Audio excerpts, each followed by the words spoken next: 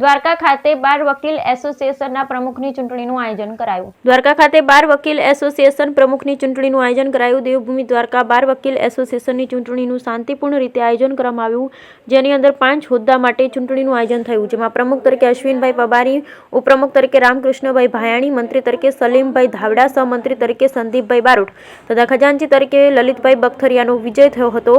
અને આ બાર વકીલ એસોસિએશનના ચૂંટણીનું શાંતિપૂર્વક આયોજન થયું, જ્યારે ચૂંટાયેલ હોદ્દેદારોને વકીલ મંડળ તથા વકીલો દ્વારા સૌને શુભેચ્છા પાઠવી. Bureau report Lalit Shinkadiya, Devbhumi Dwarka.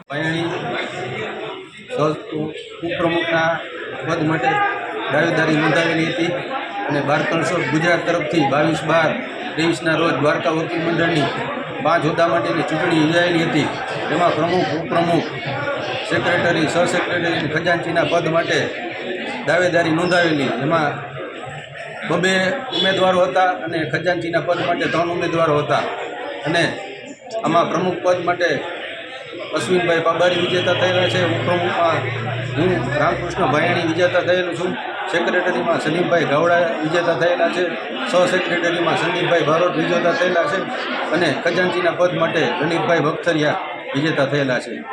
અને શાંતિપૂર્ણ રીતે આ ચૂંટણી યોજાણી, એના માટે હું કમિશનરશ્રીનો પણ આભાર માનું છું.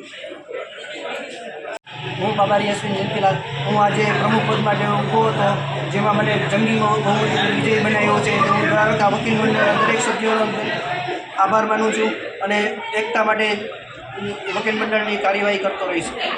સર્વ સંગઠનો એક રહીશ.